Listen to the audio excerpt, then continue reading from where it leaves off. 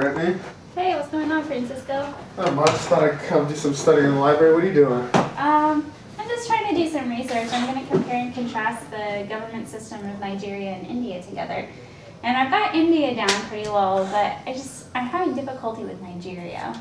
Really? I'm doing a research project for my poli-sci class about Nigeria government. Oh my gosh, this is amazing. You can help me out. Well, India is pretty much just like we are. I mean, their official government is known as the Union government or central government, and it was established by the Constitution of India. It's the government authority of 28 states and 7 union territories, which are collectively called the Republic of India, and it's located in New Delhi. But the system is mainly like the United States. They have 3 branches of government, just like we do: the executive, legislative, and judiciary. The executive is run by the president, and he pretty much makes all the decisions. And the legislative is run by the parliament. And the parliament helps the president make decisions and new laws and everything that's going to be passed. And then the judicial is pretty much just like we are. They have a Supreme Court and 21 different higher courts and everything. So pretty much they make all their decisions just based off of the president and the parliament, and then the people of India vote on it, and it gets passed into law, just like we did here. Okay. Well, for Nigeria, it's kind of the same, except Nigeria doesn't have a parliamentary, like you said, about India. But in Nigeria, for many years, they've been trying to make a formal government which will help their people, because they've had lots of war in Nigeria. Oh, okay. So currently they're trying to establish kind of like our democracy, and they have a president, which is Goodluck Jonathan, and he has a vice president, Namadi Sambo, and they were both just elected in 2010. So they're relatively new to office. Yes, they are. In Nigeria, much like the United States, the president is elected by its people, and the president and the vice president can serve 2 terms up to 4 years length, each of them. So it's much like our government here. And also, much like our government, they have a bicameral legislature, which they have the 2 houses, the Senate and the House of Representatives. Okay. See, in the Senate, there's 109 members, and in the House of Representatives, there's 360 members.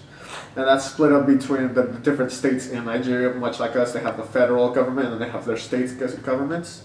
And also, in Nigeria, just like here, they have the three branches, like also in India. They have the executive, which the president is under, and they make all the laws through them. Gotcha. They have the legislative, which the 2 houses, the Senate and the House of Representatives, is under. And they have the judicial branch, which is where the Supreme Court of Nigeria is under.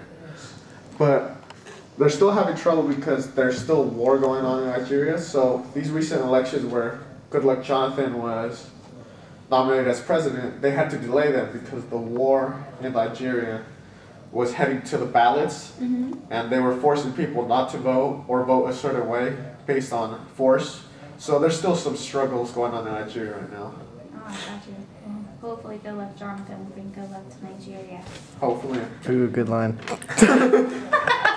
Alright, well thank you so much, Francisco. You really helped me out with my insight on Nigeria and India.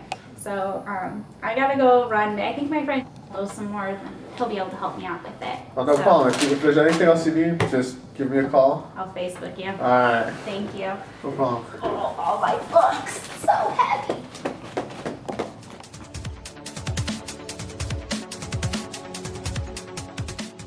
Oh, nice. I actually just did a paper about that the other day. Oh, awesome. I knew you were the person to talk to. Yeah. So I researched the Dravidians and the Indo-Aryan people. So that's all I know about. But the Dravidians aren't actually a race, but they're a group of people that share a common language. So there's about 200 million speakers in that area, mostly located in the southern region of India. The first Dravidian political party came about in the form of the Dravidar Kazhanam. I think that's how you pronounce it. Yeah, I think so. Their goal was to get rid of the problems caused by the caste system. They wanted to get rid of the untouchables, which are the people that are in the lowest caste group. They do all the jobs that nobody else wants to do for basically nothing. Yeah, I heard they got paid in scrap food. Yeah, it's pretty gross. Yeah. So they also wanted to educate people on superstition and ignorance and stuff like that. So they're pretty cool. Many other Dravidar political parties came about, followed the Dravidar, but just not exactly the same. So all the Dravidian political parties totaled up probably about 25% of India. Oh my gosh, that's a lot. Yeah, they're a big group. So the other group is the Indo-Aryans. It's probably approximately about 1 billion people. So they're a pretty big group as well. Wow. They have 16 different languages and 16 different religions. Their political parties follow their religions within the group. So the Buddhist Indo-Aryan people will follow the Buddhist Indo-Aryan political party. Gotcha. So their religion plays a huge role in their political system, and that's really all I know about them. Awesome. You helped me out a lot. Thank you so much. Yeah, no problem. I'll let you get back to your paper. I'm going to Alright. go do some more research. Sounds good. Take care. Thanks, you too, Robert.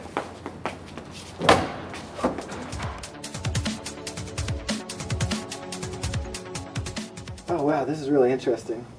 Joel, is that you? Oh hey Brittany. Piggy, what are you up to? I was just reading about the different ethnic groups in Nigeria. Oh my gosh, that is so funny because I am trying to write a paper on Nigeria and India compared together. What a coinky dink. There's the Igbo people, which have a large percentage of the population. They are, a tribal group that, trying to gain more political power in the country. They're trying to get more like education for their group and for their interests. There's the Hausa people. They have a lot of political power. They currently have like a lot of the power in government right now, and they've actually joined up with the Fulani people. So the Hausa Fulani have this group called the Northern People's Congress, and so they're kind of a really powerful group in government of Nigeria right now. There's also the Yoruba people. They're kind of unhappy with their political situation right now. They don't feel they have a lot of power. They feel the Hausa people are really just taking control of the government. Sad panda. Yeah, and the Yoruba people have unfortunately turned to violence and trying to gain more power that way. It's not really working for them. They've really got to try, a different direction of trying to get more power. Yeah, But sounds basically, like it. basically they're all like trying to fight for their own interests and stuff. So, is that what you're finding? Yeah, that sounds, that's pretty much just like what I have. Let me grab my paper real quick and I'll see what I got. Yeah, so far this is pretty much what I have. I have that both India and Nigeria have a problematic political trait called ethnic politics. This happens when they have political parties absolutely based on ethnic affiliation. This guy even summarized in ethnic politics saying, if a political party is based on the rallying symbols and ideologies of a particular ethnic group in a multi-ethnic society, and the party fails to have a national outlook, such as political parties based on ethnic politics. Yep, that's exactly what I was thinking, The Nigerian people definitely have the ethnic politics. Is that how they have it in India too? Yeah, pretty much. It seems like they have a lot in common. I mean, there are definitely drastic differences, but yeah, for the most part, that's what I have.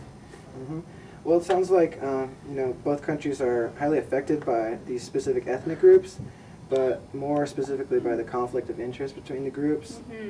So, anyways, I hope you have good luck finding out more. Thank you. Me too. Hopefully I get an A.